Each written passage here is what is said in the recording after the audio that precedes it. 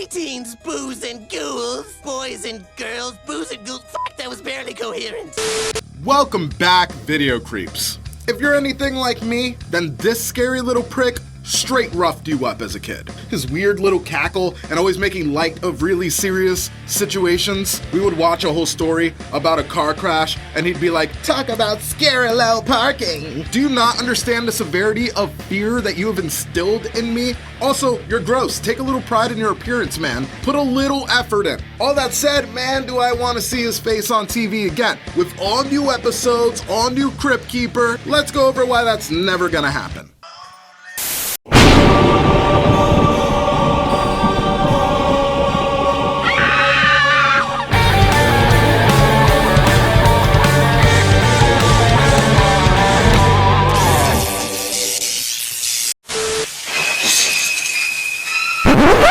Remember, watch the whole video. Don't be a bitch. First things first, I want to give major props to my boy Ryan Murphy over on Welcome to the Horror Show. We got the gabbing over this a while back and it gave me the idea to fucking put all this information into one video. Cause I didn't know this shit and I assume that you guys didn't either, so let's fucking learn. So if you haven't checked out any of Ryan's stuff, there's gonna be a link down below for you to go and do that. Now, before we can talk about the legal issues, let's talk about Tales from the Crypt itself. Now, this was a horror anthology TV series that ran on HBO from 1989 all the way up until 1996. And in that time, it was able to secure 93 episodes underneath its belt. Not too shabby, I would say, especially because this show was actually based off of a 1950s comic book series. It shared the exact same name, and in fact, also had like two sister horror comics as well. One of the series was called The Haunt of Fear, and the other one was The Vault of Horror. When you look at these things, they all have the exact same style. You can kind of tell that they come from the same brain. However, in the late 1940s and into early 50s, comic books were taking a big hit all across the board. And concerned parents and officials started to feel like comic books were leading to heightened numbers of criminal delinquency, juvenile specifically. So the congressional subcommittee got together and they were like, fuck comic books, deeming them harmful to children, and imposing these like content restrictions on all comic books moving forward. And well, because of the grotesque nature of the Tales from the Crypt comic books, EC Comics publisher Bill Gaines decided to just cut and run, canceling The Haunt of Fear and The Vault of Horror along with it, stating that if he kept trying wheel and deal, he was gonna get shut down. And he totally was when you look at the guidelines. There were severe restrictions on using words like terror or horror in your title. He wasn't allowed to show werewolves or zombies. No gruesome characters were allowed anymore. So looking at his own publications, he was like, yeah, I'm not gonna fucking swim in mud. Fuck that. Killing the series and it not getting revived until 2007. In comic book form, that is. Now, William Gaines, the actual creator of Tales from the Crypt, went on to create a pilot called Two-Fisted Tales, which he ended up pitching to the Fox network, which, can you imagine what Tales from the Crypt would have looked like if fucking Fox picked it up? Woof, no. They'd cut that thing so deep we'd all be sniffing baking soda. Now, HBO actually got to see the pilot that was pitched to Fox, and they really fucking dug it. They picked it up right on the spot. However, they wanted one caveat. The creators of the show can do whatever they want, but they have to have a host. Someone to announce each episode and someone to close out each episode. Enter John Kasser, the voice of the Crypt Keeper, giving him all that great personality that we know him to be, and that fucking laugh, man. What was really cool was the guy who created the puppet for the Crypt Keeper. They bring in special effects technician Kevin Yeager. This guy has worked on fucking everything. He's been on Nightmare on Elm Street, Friday the 13th, Hellraiser, Chucky. In fact, Crypt Keeper uses Chucky's eyes and shit. Fucking Children of the this dude is a big deal. Also in real life, he's straight stuffing the mom from Seventh Heaven. It's nuts. Or if you're like me, that's Karen Barkley, let's be real. Now for all of you Tales from the Crypt purists, fucking don't come after me, alright? I know that between the comic books getting canceled and then the TV show in 1987, a movie came out. That movie was Tales from the Crypt from 1972, staying true to the comic anthology style. And featuring a very different looking Crypt Keeper, Max Rosenberg was able to buy the movie rights as long as William Gaines would have had the final say on the script.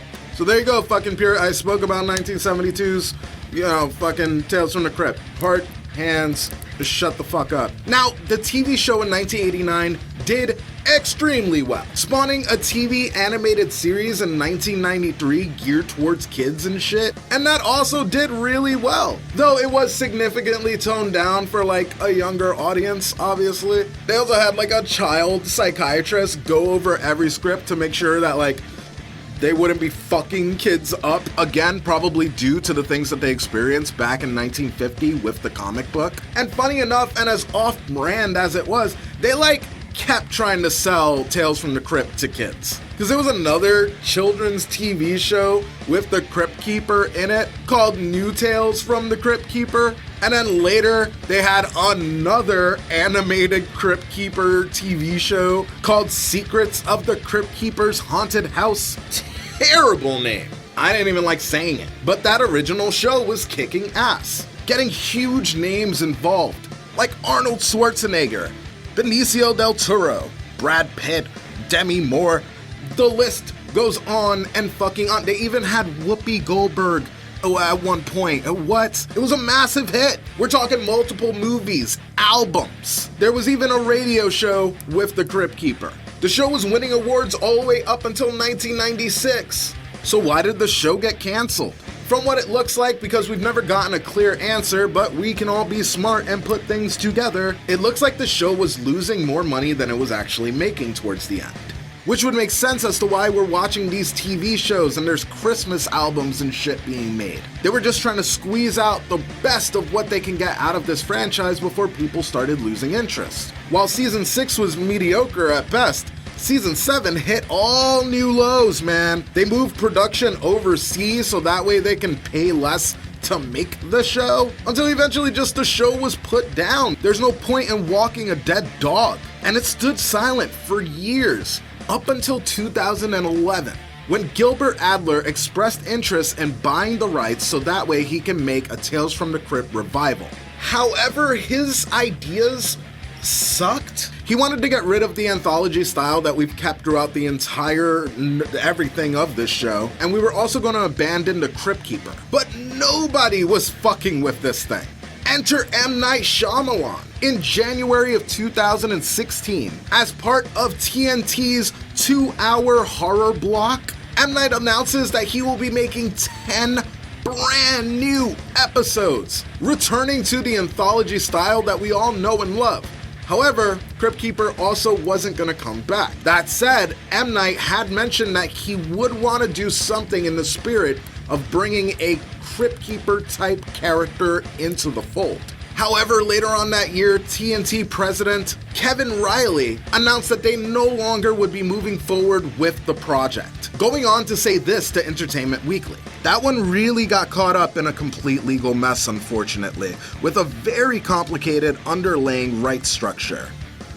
We had lost so much time, so I said, look, I'm not waiting around for 4 years for this thing. Riley also mentioned that he straight up just didn't even know the weird legality issues that it would take for Tales of the Crypt to be brought back to life. We would not have announced it and made a big deal out of it. In fact, there are rights issues. It is among the most, if not the most, complicated rights structure I've ever seen in my career. And we had no idea as we got into it. It became a nightmare, so we said fine. And when this thing gets cleaned up, we'll revisit. So why is it so complicated? The answer is super simple. Too many people own rights to the brand. And litigation with all of these different people holding on to their rights and not getting bought out is actually killing the potential for anyone involved to make money off of this property.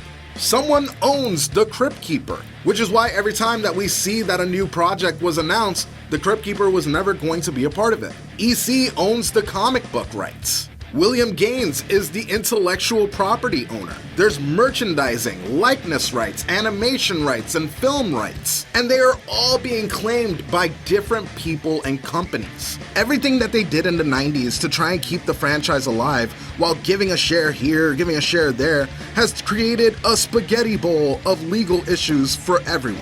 The shares are so spread out that for all of these people to reach some kind of reconciliation for the sake of a new show, it would take something like 7 years to iron out and finalize. And because there's inner turmoil between the rights owners, nobody is agreeing or budging to give up their rights. Because if they move forward with a show, that means somebody needs to get paid. It is extremely complicated and very sad, especially when looking at the state of anthology series that we're in right now. Now, lucky for us, Tales from the Crypt has left an amazing legacy, and an even greater catalog filled with amazing things and some bad things. Hopefully everybody was able to learn a little something that they didn't know about Tales from the Crypt, and hopefully this helps you to understand why we won't have any more going forward. As always, if you're not already, please subscribe, hit the notification bell so that way you always know when I post new shit. And if I taught you something and you enjoyed this video, go ahead and hit the like button. I will catch you guys on the next one. Peace, video creeps. Appreciation comes in many forms. Those who stay for you will stay and brave the storm. Rebecca reviews, Kyoto, Larry Sherman, Corey Stewart, Coleman, Spooky and Butcher's Grindhouse, Lolo Exco, Six Siren and Michael Andrews. You guys, you mean so much to me, makes me think of where I'd be without your love, without your heart.